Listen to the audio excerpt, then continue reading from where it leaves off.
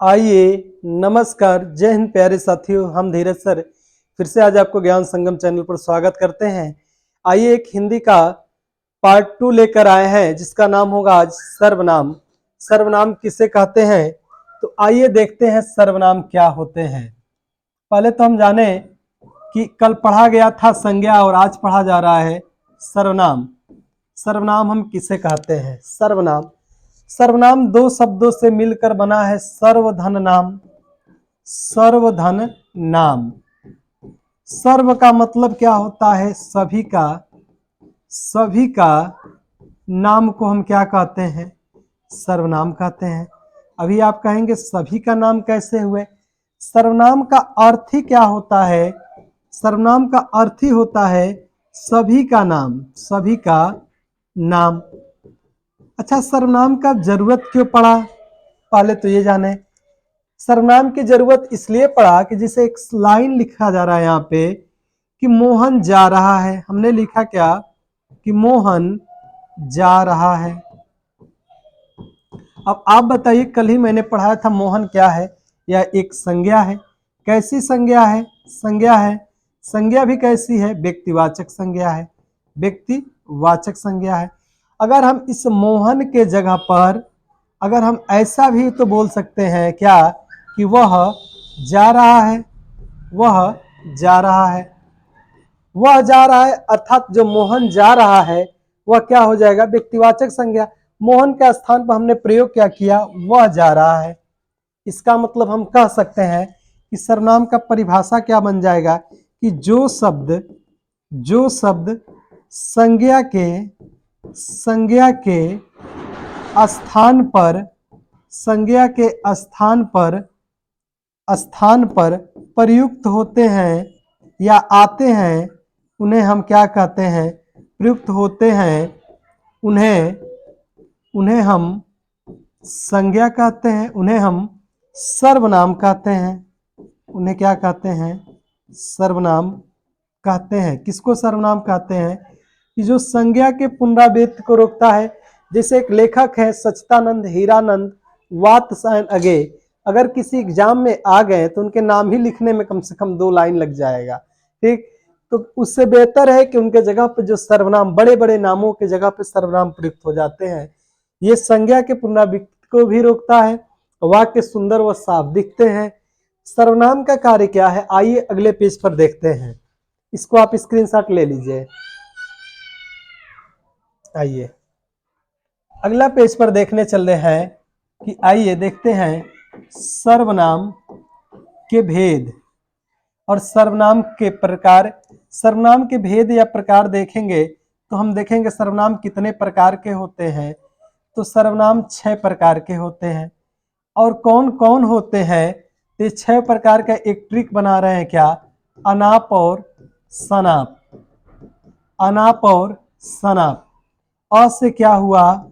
अनिश्चयवाचक सर्वनाम। अनिश्चयवाचक सर्वनाम। न से क्या हुआ? निश्चयवाचक सर्वनाम। प से क्या हुआ? प्रश्नवाचक सर्वनाम। प्रश्नवाचक सर्वनाम। ठीक, अब इस स से क्या हुआ? संबंधवाचक सर्वनाम। संबंधवाचक सर्वनाम। और इस न से क्या हुआ? इस न से निश्चय हुआ तो इस न से क्या बना देंगे? निजवाचक सर्वनाम। और इस प से क्या हुआ? तो यहां बनाने प्रश्नवाचक, तो यहां बना देंगे कि पुरुषवाचक सर्वनाम। पुरुषवाचक सर्वनाम बन जाएगा। देखिए सर्वनाम के कितने भेद होते हैं। तो ये 6 प्रकार के होते हैं। कौन कौन से 6 प्रकार हैं ये आपसे यहाँ पर लिख दिए हैं। आप देखिए, यही सर्वनाम। सर्वनाम का अर्थ क्या होता है? सर्वनाम का अगर अर्थ हम देखने चले, यानी इंग्लिश में इसे क्या कहते हैं? प्रोनाउन के नाम से जानते हैं। ठीक, इंग्लिश में इसे प्रोनाउन। ठीक, अगर हम बात करेंगे कि सर्वनाम में कुल कितने शब्द आते हैं, तो ये मूलतः इसमें 11 शब्द का ही प्रयोग किया जाता है। आप कहेंगे वो कौन कौन से 11 शब्द हैं। ठीक, तो आइए देखते हैं उन 11 शब्दों को। ठीक, ये जो 11 शब्द प्रयुक्त होते हैं, इन 11 शब्दों को देखते हैं। एक शब्द है मैं, एक शब्द है तुम, एक शब्द है आप। आप मेरे साथ बोलते चलिए, याद हो जाएगा, बिल्कुल याद हो जाएगा, एकदम आसान तरीके से। घबराने की जरूरत नहीं है, सर्वनाम बहुत आसान चैप्टर है। आप एकदम आसानी से इसको याद कर सकते हैं, इतना भारी चैप्टर नहीं है। ठीक, मैं तुम आप, यह वह, यह वह। ठीक, जो सो, जो सो, मैं तुम आप, यह वह, जो सो। अब है कोई, कुछ, कौन और क्या, कौन और क्या। यही मूलतः जो हमारे पास शब्द है, यही मूलतः 11 शब्द आते हैं। ये जो 11 शब्द हमें आएंगे, कहाँ आएंगे? इन सर्वनाम में प्रयुक्त होंगे। जैसे यहाँ निश्चयवाचक, मतलब यह और वह का बोध कराएगा, निश्चितता का बोध। अनिश्चयवाचक में कोई कुछ आ जाएगा, कोई आया है, जिस सर्वनाम शब्द से अनिश्चय व्यक्ति का बोध हो, यानी कोई आया है, कोई जा रहा है, ये अनिश्चय में आ जाएंगे। ठीक, संबंध में क्या आ जाएगा? जो सो। आइए अगले पेज पर देखते हैं कौन किस में आएगा। ठीक, एक एक कर इसका हम अध्ययन आज कराते हैं। आपको बिल्कुल आज सर्वनाम से डर नहीं लगेगा, सर्वनाम आसान चैप्टर है। ठीक, आइए स्क्रीनशॉट लीजिए, दूसरे पर चलते हैं। आइए दूसरे पेज पे बढ़ते हैं। पहले के बारे में देखेंगे, पहले यही शुरू करते हैं। निश्चय, निश्चय वाचक सर्वनाम। निश्चयवाचक सर्वनाम किसे कहते हैं? देखिए, निश्चयवाचक सर्वनाम क्या होते हैं कि इसी को हम यह कह सकते हैं, इसे इसे संकेतवाचक, इसे संकेतवाचक सर्वनाम भी कहते हैं। इसे संकेतवाचक सर्वनाम कहते हैं। किसको? निश्चित को।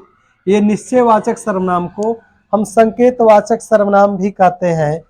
आगे हम देखेंगे, इसे यह भी कहते हैं, इस सर्वनाम में यह लिख सकते हैं, इस सर्वनाम में, सर्वनाम में वस्तु या व्यक्ति, वस्तु या व्यक्ति क्या होता है? निश्चित होता है। यहां दिया ही है कि निश्चित होता है, निश्चित होता है। ठीक, इसमें क्या होता है? वस्तु या व्यक्ति निश्चित होता है। आइए रुक जाइए, एक मिनट, एक मिनट, जरा सा ध्यान दीजिएगा कि इसमें क्या होता है? वस्तु व्यक्ति निश्चय होता है। ठीक, एक मिनट रुक जाइए, निश्चित होता है। ठीक, निश्चय होता है। आइए देखते हैं कौन कौन निश्चय होता है। ठीक, जैसे यहां पर हम उदाहरण के रूप में आपको एक एक कर समझाते हैं कि निश्चयवाचक होता क्या है। जैसे 4 लड़कियां हैं, एक साथ कहीं गए हैं, वहां जाके कह रहे हैं कि देखो देखो, यह मेरी क्या है? स्कूटी है, यह मेरी स्कूटी है। आप भी कहते हैं, आप भी बोलते हैं क्या? यह उसका, यह उसका क्या है? ट्रैक्टर है, ट्रैक्टर, यह उसका क्या है? ट्रैक्टर है। ठीक, अब देखिए यह क्या है? यह एक सर्वनाम है। मैं से बना है मेरा मेरी। ठीक, यह भी क्या है? एक सर्वनाम है। ठीक, स्कूटी क्या है? यह संज्ञा है। स्कूटी क्या है? संज्ञा है। यह क्या है? सर्वनाम है। ठीक, यहां पर क्या है? यह क्या है? सर्वनाम है। ठीक, उसका क्या है? तो यह भी सर्वनाम है। ट्रैक्टर क्या है? तो यह संज्ञा है। देखिए, संज्ञा पर जोड़ इसलिए दे रहे हैं कि अभी कल ही हम संज्ञा पढ़ाए हैं, तो हम कह सकते हैं जिसे कि नोट करके यहां पर लिख लीजिए, नोट करके लिख लेंगे। जिसे बोल दिया वह मेरा, वह मेरा दुकान है, वह मेरा दुकान है। तो दुकान क्या है? यह संज्ञा पद है। मेरा क्या है? सर्वनाम है। वह क्या है? यह भी सर्वनाम है। वह क्या है? सर्वनाम। यानी हम कह सकते हैं कि यह का प्रयोग कहाँ करते हैं? यह का प्रयोग पास वाली वस्तु के लिए करते हैं। यह का प्रयोग पास वाली वस्तु के लिए करते हैं। और वह का प्रयोग, वह का प्रयोग कहाँ करते हैं? दूर वाली वस्तु के लिए करते हैं। चलिए यहां तक तो बात समझ में आ रहा है कि वह मेरा दुकान है, यह उसका ट्रैक्टर है, यह मेरी स्कूटी है। ठीक, वह राहुल का घर है। आप कहते हैं ना कि देखो वह राहुल का घर है, इसका मतलब वह राहुल का घर है। तो जहां हम कह रहे हैं तो दूर के लिए वह का प्रयोग करते हैं और पास के लिए यह। अब एक बड़ी लाजवाब बात आपको हम बताते हैं, इसको पहचानेंगे कैसे? कुछ ये लोग ये भी कह सकते हैं कि यह स्कूटी मेरी है, जरा इसको देखिएगा, यह स्कूटी मेरी है। तो यह हमारा निश्चय वाचक सर्वनाम नहीं है, यह सार्वनामिक विशेषण है। क्यों? क्योंकि देखिए यहां जो हमेशा जो सर्वनाम आ रहे हैं, दो सर्वनाम जब पास पास में आते हैं तो निश्चयवाचक। अब कंफ्यूजन नहीं होगा, आपको बहुत बेहतर ट्रिक बता रहे हैं कि जब दो सर्वनाम पास पास आते हैं तो वहां क्या होता है? निश्चयवाचक। लेकिन यहां देखिएगा यह भी सर्वनाम है और यह भी सर्वनाम है। जब दो सर्वनाम के बीच एक संज्ञा पद आ जाए तो वहां पर क्या होता है? तो वहां पर आप लिख लीजिएगा सार्वनामिक विशेषण होता है। सार्वनामिक सार्वनामिक विशेषण होता है, सार्वनामिक विशेषण होता है। ठीक, दो सर्वनाम के बीच यदि कोई संज्ञा आएगा तो विशेषण पद में चला जाएगा। इसकी चर्चा हम बिल्कुल नहीं कर रहे हैं अभी, जब विशेषण पढ़ाएंगे तो वहां बिल्कुल बताएंगे। अब आप इस पर कोई वाक्य बना सकते हैं, अगर बना सकते तो बिल्कुल अपनी नोटबुक में लिखिए। मेरे साथ आप कलम भी चलाएंगे, इससे बेहतर आपका तैयारी होगा। जैसे कह रहे हैं यह मेरी कलम है, यह मेरी कलम है, तो यह क्या है? दो सर्वनाम आ रहे हैं पास पास, कलम है संज्ञा, तो यह कौन सा? निश्चयवाचक सर्वनाम का बोध कराएगा। आइए अगले पर चलते हैं, अनिश्चयवाचक सर्वनाम। इसका आप स्क्रीनशॉट लीजिए। आइए चलते हैं अनिश्चयवाचक सर्वनाम। किस पर? अनिश्चयवाचक सर्वनाम, अनिश्चयवाचक सर्वनाम। अच्छा, अनिश्चय नाम से ही स्पष्ट हो रहा है कि वस्तु का निश्चित न हो, यानी अनिश्चय हो। जैसे जब कोई सर्वनाम अनिश्चित होता है, अर्थात यहाँ पर उदाहरण के रूप में हम देखेंगे किसको, अर्थात यह हम देखेंगे उदाहरण पर कि कोई दरवाजे पर, कोई दरवाजे पर ठीक खड़ा है, खड़ा है। ठीक, कोई दरवाजे पर खड़ा है। ठीक, या यह भी हम कह सकते हैं, इसको हम यह भी कह सकते हैं कि दरवाजे पर, ये यह लिख सकते हैं दरवाजे पर कोई खड़ा है, कोई खड़ा है। यहां पर हम क्या कर रहे हैं? अनिश्चयवाचक सर्वनाम का प्रयोग कर रहे हैं। किस सर्वनाम का? अनिश्चयवाचक सर्वनाम का, अनिश्चयवाचक सर्वनाम का हम प्रयोग कर रहे हैं। ठीक, यहां वस्तु निश्चित नहीं होगी, कोई है अब नहीं पता है कौन खड़ा है। ठीक, अब यहां कहें कि स्वाद में कुछ कमी है, कुछ कमी। अब क्या कमी है नहीं पता है, स्वाद में कुछ कमी है। अच्छा, कोई का प्रयोग कहां करते हैं? कुछ का प्रयोग कहां करते हैं? ठीक, हमेशा याद रखिए, यहां नोट करके लिख लीजिएगा, कोई का प्रयोग हमेशा सजीव वस्तु के लिए करते हैं, सजीव वस्तु के लिए। और कुछ का प्रयोग कहां करते हैं? हमेशा निर्जीव वस्तु के लिए करते हैं, निर्जीव वस्तु के लिए करेंगे। जैसे आप कहते हैं कि पिताजी जा रहे हैं तो कुछ लेते आइएगा, तो क्या वह जिंदा लेके आते हैं? ठीक, सामान मार्केट से ले जाते हैं जो भी सामान ले जाते हैं तो जिंदा तो ले नहीं जाते हैं। पिताजी कुछ लेते आइए, कुछ लेते आइएगा, तो यह क्या होता है? यह निर्जीव वस्तु लेके जाएंगे। ठीक, अगर यहां देखें एक और उदाहरण लेते हैं कि कोई जा रहा है। अब देखिएगा नहीं पता है कौन जा रहा है, कोई जा रहा है। ठीक, तो कोई जा रहा है तो कौन जा रहा है? कोई जा रहा है। और जब कोई जा रहा है तो किसका प्रयोग कर रहे हैं? या सजीव वस्तु का। ठीक, तो यही क्या है, हमारा अनिश्चयवाचक सर्वनाम।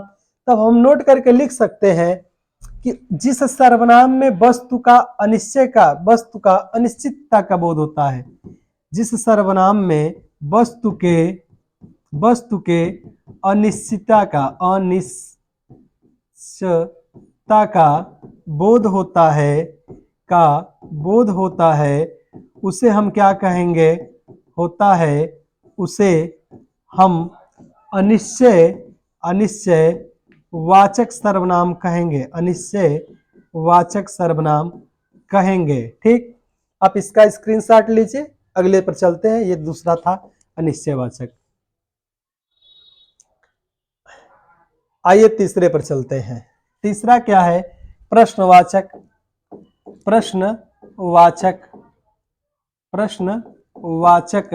सर्वनाम। अच्छा, प्रश्नवाचक सर्वनाम किसे कहेंगे, जिस सर्वनाम शब्द से क्या किए जाए, प्रश्न पूछा जाए, उसे क्या कहते हैं।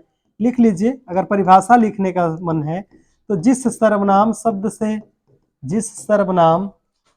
से प्रश्न पूछा जाए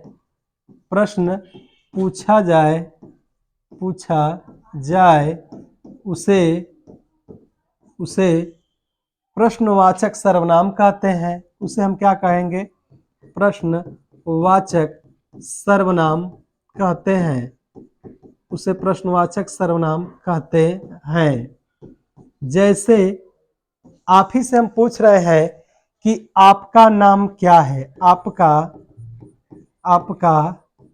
नाम क्या है, हमेशा आगे प्रश्नवाचक चिन्ह का प्रयोग किया जाएगा। जिससे बोले कि दूध में क्या डाला है, भाई चीनी उनी है कि नहीं, आदमी कहते दूध में क्या डाले हो। ठीक, दरवाजे पर कौन आया है, ठीक, यह क्या है, प्रश्नवाचक सर्वनाम है।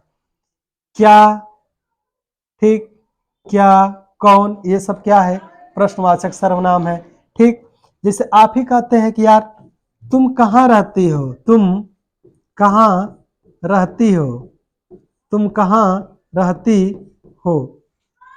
तुम कहाँ रहती हो, आगे क्या होगा, प्रश्नवाचक चिन्ह होगा। कहाँ से क्या हो गया, यह प्रश्न पूछने का कार्य हो रहा है। क्या कौन सा सर्वनाम होगा, तो प्रश्नवाचक सर्वनाम होगा। आप इसका स्क्रीनशॉट लीजिए, फिर चलते हैं अगले पेज पे। अगला पेज है, अगला संबंधवाचक सर्वनाम, ये है आपका चौथा नंबर। इसे क्या कहते हैं, संबंधवाचक सर्वनाम। इसमें हम कह सकते हैं जो सर्वनाम दो उपवाक्यों को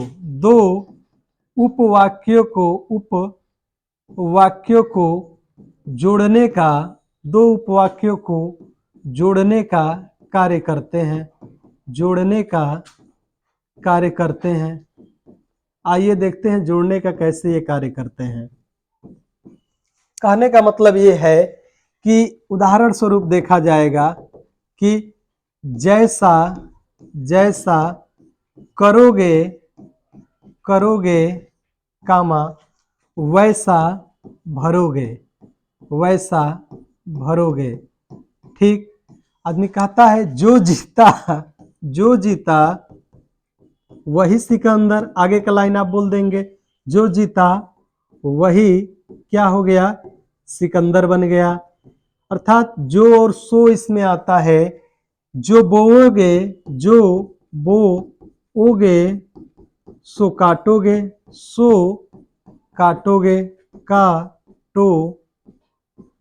जो बोओगे सो काटोगे। अब हम देख रहे हैं यहाँ पे जो बोओगे सो काटोगे। ठीक, ये भी हम कह सकते हैं कि जो आया है सो जाएगा, जो आया है सो जाएगा। इसका मतलब क्या, जो आया है सो जाएगा, यहाँ हमेशा देख रहे हैं कि जैसा से वैसा का संबंध, जो से वही का संबंध, जो से सो का संबंध, जो से सो का संबंध, अर्थात नोट करके लिख लेंगे इसमें क्या, इसमें जो और सो का प्रयोग किया जाता है, इसमें जो और सो का क्या होता है, प्रयोग होता है, दो उपवाक्यों को जोड़ा जाता है, उसी को क्या कहते हैं, संबंधवाचक सर्वनाम कहते हैं। आइए अगले पेज पर चलते हैं। अगला पेज है कि 5वां नंबर के बारे में हम बात करेंगे। 5वां नंबर हो जाएगा निजवाचक सर्वनाम। निजवाचक सर्वनाम। निजवाचक सर्वनाम किसे कहते हैं? निज का मतलब होता है अपना या स्वयं। इस निज का अर्थ क्या होता है? इस निज का अर्थ होता है अपना या स्वयं का बोध होता है। ठीक, अब हम इसका परिभाषा भी बना सकते हैं। कैसे परिभाषा बना सकते हैं कि वे सर्वनाम ठीक, जिसमें स्वयं कामा खुद, स्वयं का या कहा जाए खुद का, ठीक, या ये भी कह सकते हैं अपने आप या स्वतः का बोध होता है। स्वतः का क्या होता है? बोध होता है। बोध होता है, उसे निजवाचक सर्वनाम कहते हैं। निजवाचक सर्वनाम कहते हैं।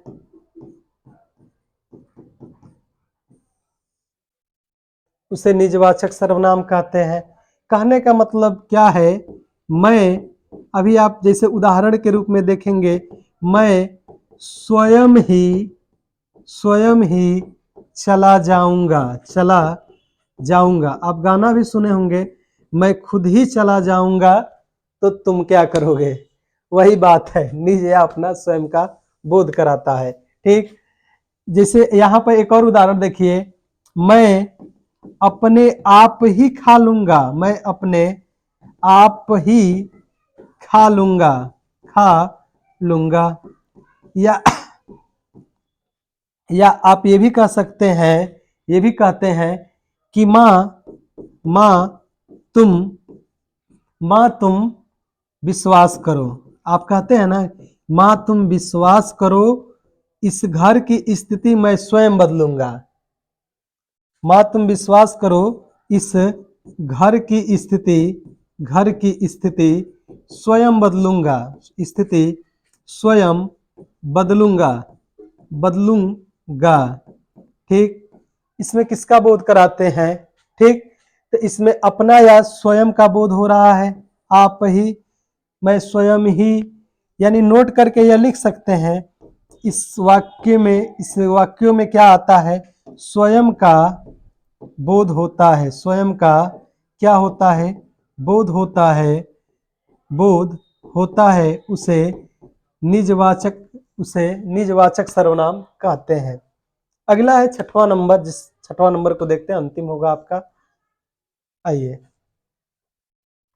6वां नंबर है। 6वां नंबर देखेंगे। 6वां नंबर के बारे में, 6वां नंबर क्या है? पुरुषवाचक सर्वनाम। पुरुष,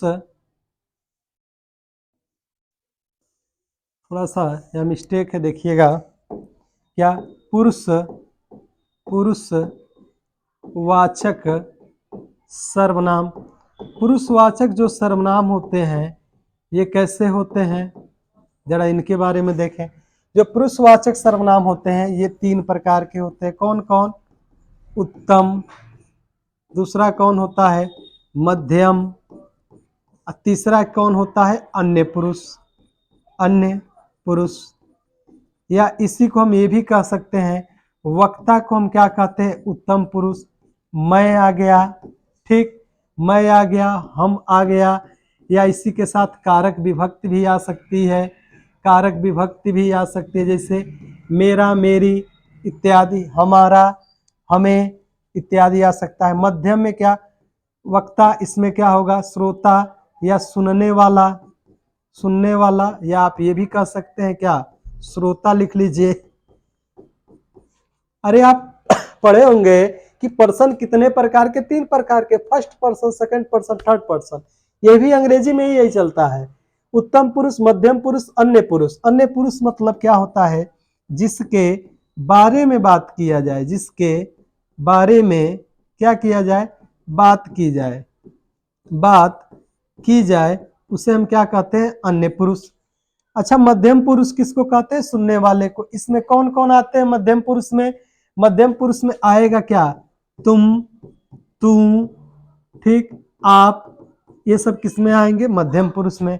अन्य पुरुष में कौन आएंगे, जैसे आएगा क्या, यह, कामा, वह, ठीक, या ये भी आ सकता है, ये, कामा, वे, के साथ कारक विभक्ति भी आ सकती है, कारक विभक्ति भी आ सकती है, ठीक। जैसे इन्होंने, उन्होंने, ये किसके, अन्य पुरुष में आते हैं। आइए कुछ उदाहरण लिखकर आपको हम समझाते हैं एग्जाम्पल के रूप में। क्या कि तुम्हें, मान लीजिए हमने उदाहरण लिया है, तुम्हें बाजार जाना चाहिए। कौन सा, तुम्हें बाजार जाना चाहिए, कौन से पुरुष का प्रयोग हुआ है, आप यहाँ पर जरा लिखिएगा, ठीक, पहला सेंटेंस। दूसरा हमने लिखा है कि मैं काम करना चाहता हूँ, मैं काम करना चाहता हूँ, ठीक। इसमें कौन सर्वनाम, यहाँ पर लिखिए। तीसरा दे रहे हैं वाक्य, इसमें बताइए कि प्रथम पुरुष में, पुरुषवाचक सर्वनाम में कौन सा है, उत्तम पुरुष किसमें है, मध्यम पुरुष किसमें है, अन्य पुरुष किसमें है। जैसे कि वह बेईमान, वह क्या है, देखिए लिख रहे थे बेईमान। वह ईमानदार, वह ईमानदार क्या है, लड़का है, वह ईमानदार क्या है, लड़का है। इसमें कौन सा सर्वनाम का प्रयोग किया गया है, यही आपसे पूछ रहे हैं, इसमें कौन से सर्वनाम का प्रयोग किया गया है। तो देखिए तुम्हें आ गया, तो तुम्हें आ गया तो तुम्हें किस सर्वनाम का प्रयोग कराता है, इसमें कौन से सर्वनाम का प्रयोग हुआ है, मध्यम पुरुषवाचक, मध्यम पुरुषवाचक सर्वनाम का प्रयोग किया गया है, ठीक। अगर इसमें देखिए मैं काम करना चाहता हूं, अर्थात मैं, उत्तम पुरुष की बात हो रही है, तो यहाँ क्या लेंगे, उत्तम पुरुषवाचक सर्वनाम। यहाँ लिखा है वह ईमानदार लड़का है, तो वह ईमानदार, वह का है, अन्य के बारे में बात किया जा रहा है, कोई तीसरा है, अन्य पुरुषवाचक सर्वनाम के बारे में बात किया जा रहा है। तो इस तरह हम पूरा सर्वनाम देखे हैं कि सर्वनाम का प्रयोग कहाँ करते हैं, कैसे करते हैं, ठीक। आइए एक बार इसको थोड़ा सा रिवीजन के रूप में देखते हैं। सर्वनाम किसे कहते हैं, कोई बताएगा कि सर्वनाम हम किसे कहते हैं, जो सभी का नाम है उसे हम क्या कहेंगे, सर्वनाम। सर्वनाम क्या होता है, सभी का नाम होता है, अर्थात ऐसा नाम जो संज्ञा के दोहराव को बचाता है, संज्ञा के दोहराव को, संज्ञा के दोहराव को क्या करता है, बचाता है, या संज्ञा के रिपीटेशन को बचाता है, उसे हम क्या कहते हैं, सर्वनाम कहते हैं। सर्वनाम के कितने भेद होते हैं, तो अभी हमने बताया सर्वनाम के कितने भेद, 6 भेद होते हैं। 6 भेद कौन कौन, अनाप और सनाप, अनाप और सनाप। अ से क्या हुआ बाबू, अ से क्या हुआ, अनिश्चयवाचक सर्वनाम। न से क्या हुआ, निश्चयवाचक सर्वनाम, ठीक। प से क्या हुआ, पुरुषवाचक सर्वनाम, ठीक। इस स से क्या हुआ, संबंधवाचक सर्वनाम।